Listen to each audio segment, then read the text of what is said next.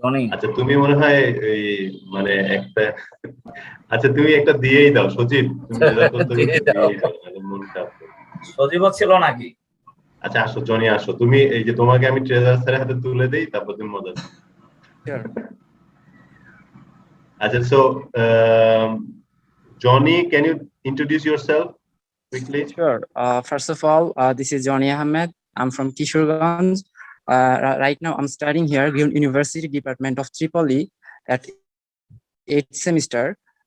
As a person, I'm really hardworking. I really like to do this kind of thing, which is really challenging to me. And frankly speaking, I really enjoy it to do any kind of challenging work, which actually give me the numbers. I'm really friendly, and I really like punctuality, discipline-wise work. On the other hand, I hate backbiting and cheating. My vision is to be a good person and also do something which is really relevant to my work, and also I get something which is from which is good for me, also from my career and also from my religion thing. So that's all about my short introduction. Thank you. Thank you very much, Johnny. So what specific field of electrical engineering you want to build your career? Is it in power or electronics, communication? Okay. I really want to do something such as electrical field. Though I'm here as electrical and electronic engineering, but I like I mean electrical, you mean in the field of power? Yes, yes. Yes, power communication. So can you do you know what is a smart grid is? I didn't get you. Would you please repeat? Can you tell me what is a smart grid? Do you know about the smart grid? Then? Yeah. What is this? What is it, a smart grid?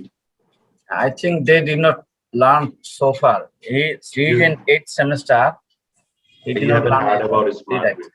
Okay, maybe now, maybe Professor, I will give first the treasurer sir to ask some question, and then we will come. So which subject have you studied in your 8th semester? Well, it's in power communication, and also power lab, also communication lab, and also electronics lab. Electronics lab. Which experiment have you finished in the electronics lab? Sir, would you please repeat? I didn't get your question. Which experiment? What experiment you have done in electronics lab? Well, it was about gate information such as AND gate, OR gate, NAND gate, etc. This is digital electronics, you see. Is it? Yes, exactly. So, one of the application of a multiplexer. Can you give an example? One of the application of a multiplexer circuit. Multiplex is something like that. There is different kinds of input, and after doing all kind of operation, we will get only one output. One output. In practical application, can you give an example? In which field can we use this? Right now, I cannot remember. I'm sorry for this. Cannot remember. Realization, one thing. Implementation is another thing. If you cannot implement any idea, no benefit. We are telling about outcome-based education. Okay. Actually, sir, this is the situation that we all are doing online classes. That's why we cannot get the proper idea about on the other hand the physical classes. So that's the lacking from us. So one thing, say we are telling that a graduate is academically competent. Yeah. What does it mean? Academically competent means what? Academically completed means I have just completed my what should I say, my first work. I mean my first step, and after this I have to do whatever I learn. It's the field that I can apply my knowledge. Completed means I gathered knowledge, and the field means that is the place that I apply my knowledge. So that is actually from my side. Can you give any example that you can do practically what you have learned so far from engineering education? Okay, I learned here from security alarm, such as when we always sometimes always see this that in industry something is theft by a thief. So I invent actually not invent. I actually learned to learn this that a security alarm when someone enter a room, then this alarm will ringing. So I invented this actually. Means without authorization, if a person enters into the room, Yes, so yes. you are the owner of the house, you can also enter into the house. But this time, if alarm should not be rang, actually, I think. Then Actually, what is the logic behind this? When owner enters into the house, no alarm will be there. When intruders enter into the house, alarm will be there. What is the logic behind this? uh, the logic is here. Sir, How would you shall you repeat? set the logic? I didn't get properly, sir. Okay, Can you thank you. This is all from me. Yeah, thank you. Professor sir, over to you if you want to ask some question. You need to unmute. I'm fine, thank you. I'm fine, thank you. Thank you, John. Okay, thank you, Johnny. So I think you have a certain interest in doing hardware and electrical energy field. But we are looking for some people with some experience, because our job, for the job circular that we have supplied, it has at least minimum 2 years of experience. So have you ever worked, even if it's not professional, like in a voluntarily in any professional setup? Do you have any kind of experience, work experience? Well, I worked as an electrician and it's at Narayanganj. I worked there just few months here as an electrician. Okay, so what was your a scope of work there? What was you doing as an electrician? Well, I have to actually take care of my electrical side, such as if any light is damaged, then I have to repair this. And if there is any fault connection on fan, then I have to recover this. Actually, this kind of that was my job actually. Okay, thank you. Very good. I think we're gonna keep your CV and we'll discuss among ourselves and we'll let you know. Okay. Thank you for your time. It's my pleasure.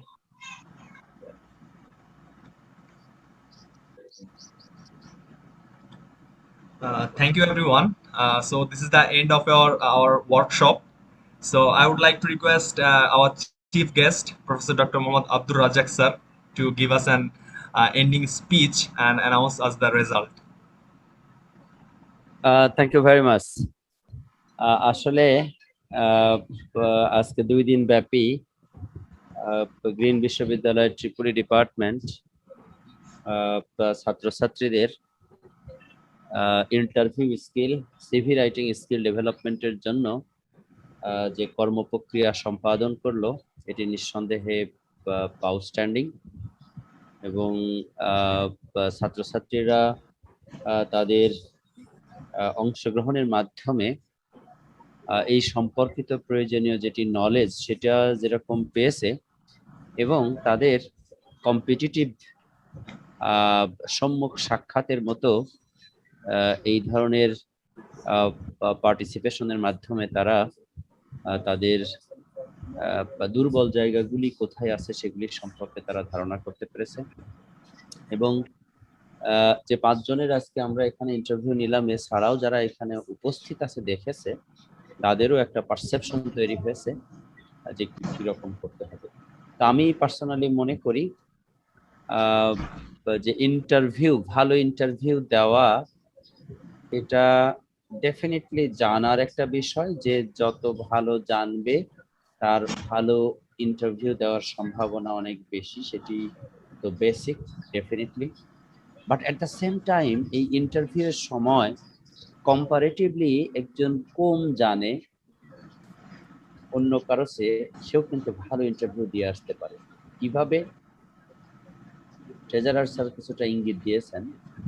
যখনই তোমাকে first কোশ্চেনটা করবে, please introduce yourself, নিজেকে তুমি এমন ভাবে উপস্থাপন করবে এবং এমন সব শব্দগুলি তুমি উচ্চারণ করবে যেন সেখান থেকে তোমার সম্পর্কে খুবই পজিটিভ একটা অ্যাটিটিউড ইন্টারভিউ বোর্ডের তৈরি হয়। এখানে যেটা পরামর্শ সেটা হলো এরকম, যে কোম্পানিতে তুমি ভাইবা দিতে যাচ্ছ, ইন্টারভিউ দিতে যাচ্ছ, সেই কোম্পানির অবজেক্টিভ কি, মিশন ভিশন কি, সেগুলি একটু স্টাডি করে যাও। সেই কোম্পানির বর্তমান বিজনেস চ্যালেঞ্জ কি সেটা একটু স্টাডি করে যাও। এরপরে যে পোস্টে তুমি ইন্টারভিউ দিতে যাচ্ছ সেই পোস্টের রিকোয়ারমেন্ট কি সেটা একটু ভালোভাবে দেখে যাও। দেখে ভাইবা দেওয়ার আগের দিনই মনে মনে ঠিক করো, এই প্রশ্ন যখন আমাকে করবে তখন আমি কি কি অ্যান্সার করব। টু বি ভেরি ফ্র্যাঙ্ক, এই যে এখন যে আমরা এখন এই 3জন ইন্টারভিউ নিলাম, আমরা কিন্তু আগে থেকে প্রস্তুত করে আসিনি যে ইন্টারভিউ বোর্ডে কাকে কোন প্রশ্ন করবো, এগুলি কিন্তু আমরা আগে থেকে মাইন্ড সেট আপ করে আসি। এবং প্র্যাকটিক্যাল একটা ইন্টারভিউ বোর্ডেও এই ঘটনাটাই কিন্তু ঘটে। যারা ইন্টারভিউ নেন তারা বাড়ি থেকে ঠিক করে আসেন না যে আজকে আমি অমুক অমুক প্রশ্ন ছেলে মেয়েদের করবো না, এটা করে আসেন না। তারা তাদের যে অভিজ্ঞতা আছে, তাদের যে নলেজ আছে, এবং যাকে ইন্টারভিউ নিচ্ছেন, যে পোস্টের জন্য ইন্টারভিউ নিচ্ছেন, সেইটার কনটেক্সটটাকে বিবেচনায় নিয়ে এসছে, তাৎক্ষণিক যে প্রশ্নগুলি মাথায় আসে সেগুলি তার সাথে করেন। এবং ডেফিনেটলি অর্থোডক্স কোশ্চেন করবেন না। কিরকম? একটু আগে আমাদের ডক্টর শেহাবুদ্দিন স্যার একটা ছাত্রকে জিজ্ঞাসা করতেছিল যে কোনটা তোমার মেজর, পাওয়ার নাকি ইলেকট্রনিক্স নাকি কমিউনিকেশন, কোন এরিয়াতে? তো যদি সে বলে ইলেকট্রনিক্স, তাহলে ইলেকট্রনিক্স এরিয়াতে কথা বলবেন। খুব ইন্টেলিজেন্টলি আমাদের শেহাব স্যার কিন্তু যখনই সে বলেছে পাওয়ার সম্পর্কে, উনি কিন্তু আমাদের ফাইজুর রহমান স্যারকে হ্যান্ড ওভার করে দিয়েছেন। এই কাজটাই কিন্তু প্র্যাকটিক্যাল একটা ইন্টারভিউ বোর্ডেও এই ঘটনাটাই ঘটে। একটা হলো ব্যক্তির বিষয়, কার কার ইন্টারভিউ করার সুযোগ বেশি দিবেন, ওই কমিটির যে সভাপতি থাকবেন তিনি, সেটা একটা বিষয় আছে। আর একটা বিষয় হলো যে তুমি যখন এই প্রশ্নগুলির উত্তর দিয়েছো, যে তুমি কোন বিষয়ে থিসিস করেছো, কোন ধরনের প্রজেক্ট করেছো, যদি কোনো প্র্যাকটিক্যাল এক্সপেরিয়েন্স, ইন্ডাস্ট্রি এক্সপেরিয়েন্স থেকে থাকে কোনটা করেছো, যে যে শব্দ, যে যে বিষয়গুলির উপরে তোমার কনফিডেন্স আছে সেগুলি তুমি উচ্চারণ করবে। অর্থোডক্স কোনো বিষয় যেটা সম্পর্কে তুমি জানো না, সেই ধরনের বিষয় তুমি এখানে অবতারণা করবে না। এইটা হলো, আমি বলি এইভাবে যে ইন্টারভিউ কি কি কোশ্চেন হবে, টু সাম এক্সটেন্ট তুমি আসলে ইন্টারভিউ যিনি করছেন তাকে তুমি গাইড করতে পারো।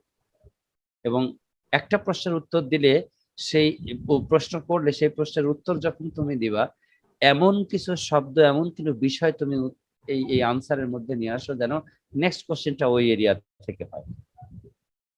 এইটাই আসলে মানে প্র্যাকটিক্যালি এই ঘটনাটাই ঘটে।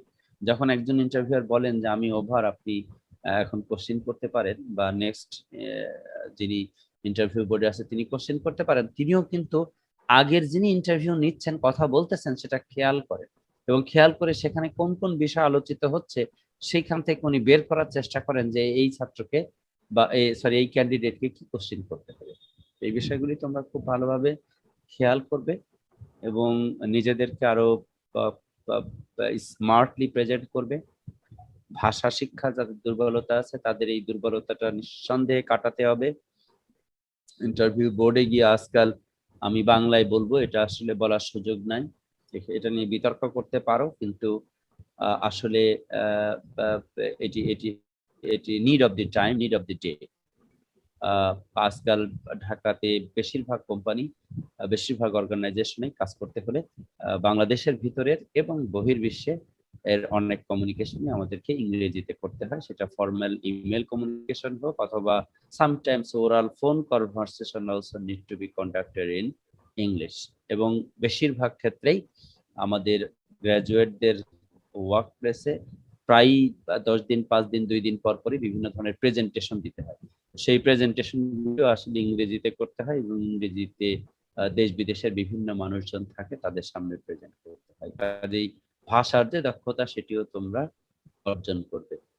আর একটা বিষয় হলো, কোনো জিনিস না জানা থাকতেই পারে, কোনো ধরনের সংকোচ না করে this is out of my scope অথবা at the moment I cannot answer it correctly, একেবারে ইমিডিয়েটলি কোনো ধরনের হেসিটেশন ছাড়া, কোনো ধরনের নিজেকে সংকোচের মধ্যে নিয়ে যাওয়া যাবে না। এই বিষয়গুলি আসলে খুবই ইম্পর্টেন্ট, এবং আমার ধারণা আমাদের বিপ্লব কান্তি দাস, ডক্টর শিহাব এবং অন্যান্যরা গত 2 দিন যাবত অনেকগুলি স্কিল নিয়ে আলোচনা করেছে, এবং আমি তোমাদেরকে যেটা পরামর্শ দিব সেটি হলো ইউটিউবে আজকাল প্রচুর পরিমাণে এই ধরনের ইন্টারভিউ এর ভিডিও পাওয়া যায়। এগুলি তোমরা একটু দেখো, শেখো, এবং তোমাদের মোটিভেশনের যে ক্যাপাসিটি অন্যকে, সেগুলি তোমরা ফলো করো। ওয়ার্ল্ড ইকোনমিক ফোরামে একজনকে আমি প্রশ্ন করেছিলাম, ক্রিটিক্যাল থিঙ্কার কেন হতে চাও?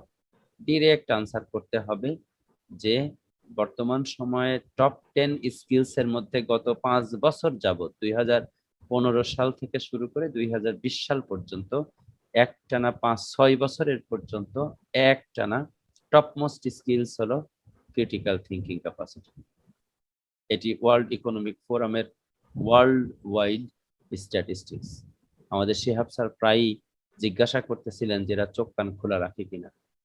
তুমি কম্পিউটার সায়েন্সের স্টুডেন্ট হও, ইলেকট্রিক্যাল ইঞ্জিনিয়ারিং এর স্টুডেন্ট হও, আইওটি কি তোমাকে জানতে হবে, স্মার্ট গ্রিড কি জানতে হবে, আর্টিফিশিয়াল ইন্টেলিজেন্স কি জানতে হবে, বিগ ডেটা অ্যানালাইটিক্স কি জানতে হবে, ব্লকচেইন কি তোমাকে জানতে হবে, সাইবার ফিজিক্যাল সিস্টেমস কি তোমাকে জানতে হবে।